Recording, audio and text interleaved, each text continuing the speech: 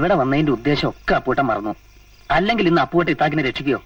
ഛേ, മാത്തുക്കുട്ടിയുടെ ഗുണ്ടകളുടെ കൈകൊണ്ട് അയാളൊന്ന് ചത്തനെ.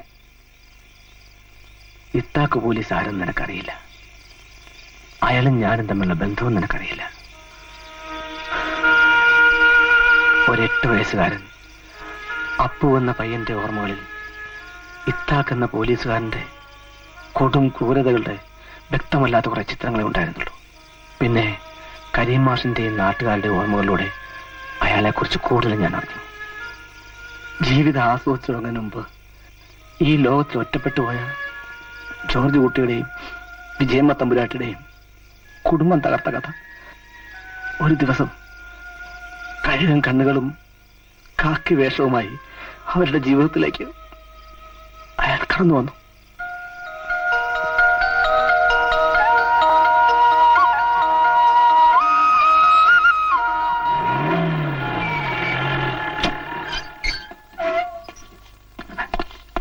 അമ്മ എന്തേ അപ്പു? അമ്മ കുളിക്കുക. സാർ, ആ വശത്തെ ജനാലർത്താ കയറിയത്. നിങ്ങളോട് പൂർവ്വവൈരാഗ്യമുള്ള വല്ല കള്ളന്മാരും കയറി സാർ, ഇതിലൊന്ന് ഒപ്പിട്ടെ.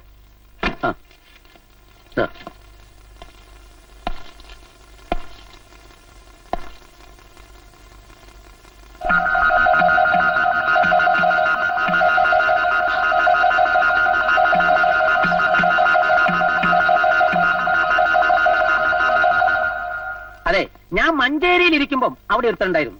അവനെ കമ്പിദാസൻ എന്നാ വിളിക്കാറ്. നിങ്ങൾ ഈ വാതിൽ തുറന്നിട്ടോളൂ, അവനകത്ത് കയറില്ല. അവൻ കമ്പി അറുത്തേ അകത്ത് കയറും. ഓരോരോ രീതികളെ. പിന്നെ ലോക്കൽ കള്ളന്മാരാരെങ്കിലും ആണെങ്കിൽ താമസിയാതെ റേഡിയോ ഇവിടെ പൊങ്ങും. അതായത് ഈ വീടിന് എത്ര മുറികളാ? 4 മുറി ഒരു ചായപ്പും. ഒന്ന് കയറി നോക്കണം.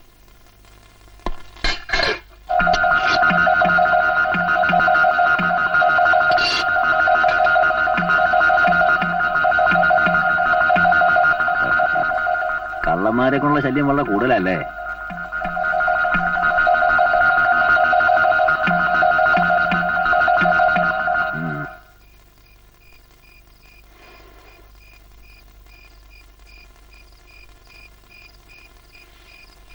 ഞാൻ ശ്രദ്ധിക്കാഞ്ഞിട്ടല്ല.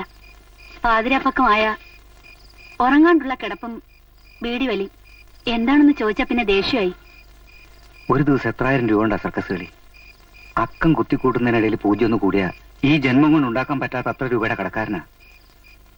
അതിന്റെ ഒരു പ്രാന്ത നീ കാര്യാക്കണ്ട. ഒന്നുമല്ല, കരീമാഷിന്റെ വായിന്ന് ചിലത് ഞാനും കേട്ടു. ചിട്ടിക്കമ്പനിയിൽ എന്തോ ഒരു പന്തികേടുള്ള പോലെ. ഇതിനു മുമ്പ് ഒരിക്കലും ഹെഡ് ഓഫീസിൽ നിന്ന് പണം വരാൻ ഇത്രയും വൈകിട്ടില്ല. ഞാൻ ഒറ്റപ്പാലത്തും മങ്കരയിലും ബ്രാഞ്ചുകളൊക്കെ വിളിച്ചു ചോദിച്ചു. ഒരിടത്തും പണം എത്തിയിട്ടില്ല. നാളെ കോയമ്പത്തൂർ ഹെഡ് ഓഫീസ് വരെ ഒന്ന് പോയി നോക്കിയാലോ എന്ന് ആലോചിക്കുക. ഞങ്ങളെ കട്ടുമോട്ടിച്ചുണ്ടാക്കിയ കാശൊന്നുമല്ല, ശരിക്കും അധ്വാനിച്ചുണ്ടാക്കിയ കാശ. അറിയൂടെ നിനക്ക്? എവിടെയാ? അയ്യോ, അദ്ദേഹം കോയമ്പത്തൂർ പോയിരിക്കുക. അതറിയാം. മുങ്ങിയാ പിന്നെ കോയമ്പത്തൂരോ സേലത്തൊക്കെ അല്ലേ പൊങ്ങൂ. ഇരിക്കടാ, ഒരു ഒത്തുതീർപ്പായിട്ട് പോയാ മതി. വാ വാ വാ. കാശ് കിട്ടിയില്ലെങ്കിലുണ്ടല്ലോ ഞാൻ ഈ മുറ്റത്ത് കെട്ടി തൂങ്ങി ചാവും. അതേ എനിക്ക് ഗതിയുള്ളൂ. ഇരിക്കുക, എല്ലാരും ഇരിക്കുക. ഒരു ഒത്തുതീർപ്പായിട്ട് പോയാ മതി. എല്ലാരും അങ്ങോട്ട്.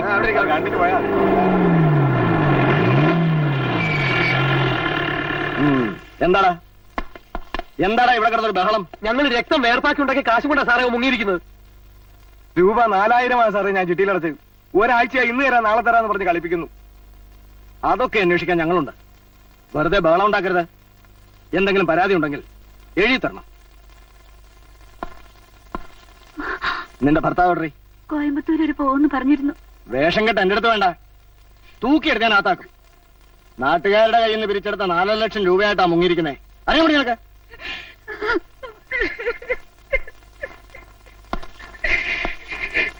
ആ, എല്ലാരും പിരിഞ്ഞു പോണം.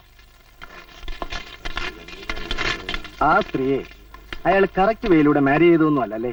ഓലും അവര് ലോകിയായിട്ട് കല്യാണം കഴിച്ചാ അടിച്ചോണ്ട് പോന്നു. അതിനങ്ങനെ പറയേണ്ടത്. മാഷിനെ അവൻ മിസ്യൂസ് ചെയ്യുകയായിരുന്നു, അറിയാമോ? മാഷിന്റെ വീട്ടിൽ വാടകയ്ക്ക് താമസിക്കുന്നു എന്നുള്ള മേൽവിലാസത്തിലാ അവൻ ഇത്രയും ഡെപ്പോസിറ്റ് കളക്ട് ചെയ്തത്. എങ്ങാണ്ടൊരു ഹെഡ് ഓഫീസ്, ഏതോ ഒരു തമിഴൻ ചിട്ടിത്തലയാള്. ഇതെല്ലാം ടോട്ടലി തട്ടിപ്പാ. സത്യം എന്താണെന്ന് അറിയാൻ പാടില്ലാത്ത ഈ അവസ്ഥയില് പണം അടച്ചവരൊക്കെ വന്ന് ഇങ്ങനെ ഫലം ഉണ്ടാക്കിയാലേ ആ പാവം പെണ്ണും കുട്ടിയും തനിച്ച് ബഹളം ഉണ്ടാക്കുന്നവരെ കുറ്റം പറഞ്ഞിട്ട് കാര്യമില്ല. പണം നഷ്ടപ്പെട്ടവർക്കല്ലേ എന്റെ വേദന അറിയൂ. എന്നാലും രാത്രി 2 വരെ പ്രൊട്ടക്ഷൻ അയക്കാം.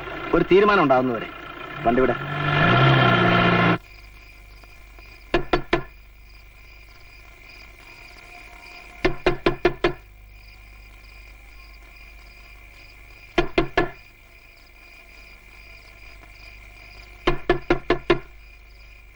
ആരാ? ഞങ്ങള് പോലീസുകാരാ.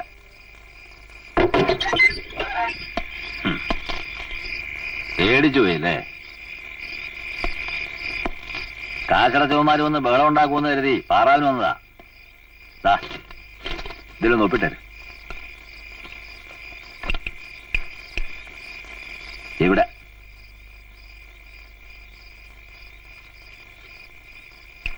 അത് ഇവിടെ സൂക്ഷിക്കാനുള്ളതാ. ഇനിയും ഡ്യൂട്ടിക്ക് വരുന്നവർ ഇതിൽ ഒപ്പിടണമെന്നാ നിയമം. ഞാനായിരിക്കും വരുന്നത്. ഒരു ഗ്ലാസ് ഇത്തിരി വെള്ളം എടുത്തിട്ട്. പുറത്ത് ഭയങ്കര തണുപ്പ്. എന്താ വെള്ളം ഇല്ലേ? കൊണ്ടുവരാം. ആ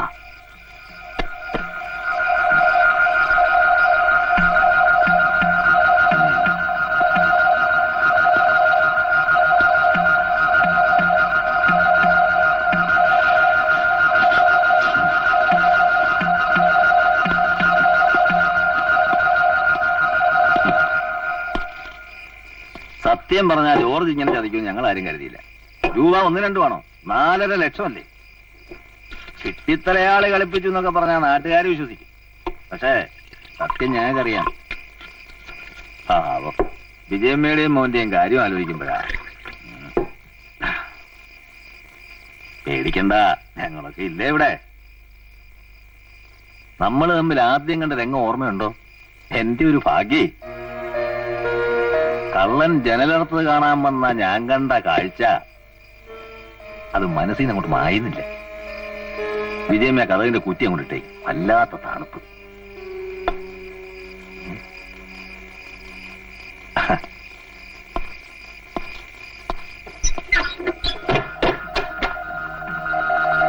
വിജയമ്മ ഈ ഉറക്കം വരുന്നുണ്ടല്ലേ? പോയി കിടന്നോ. ഉറക്കോളയ്ക്കാ പോയി കിടന്നോ വെച്ചേ.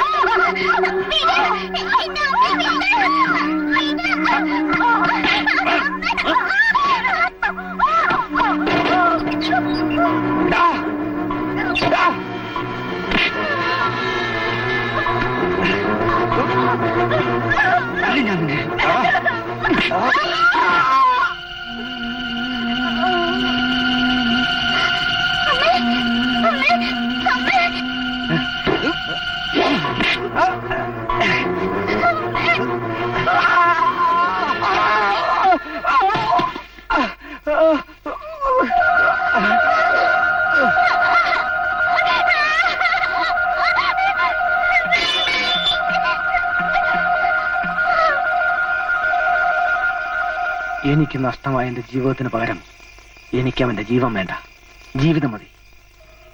ഈ അടിവാരത്ത് അവൻ ഭ്രാന്തനെ പോലെ അലഞ്ഞു തിരിഞ്ഞു നടക്കണം. ചീഞ്ഞളിഞ്ഞ് പുഴുത്ത് നരകിക്കുന്നത് എനിക്ക് കാണണം. അത് കണ്ട സംതൃപ്തിയോടെ വേണം എനിക്ക് അവനെ കൊല്ലാൻ. അതിനെത്ര കാലം വേണമെങ്കിലും ഞാൻ കാത്തിരിക്കും, എത്ര കാലം വേണേലും.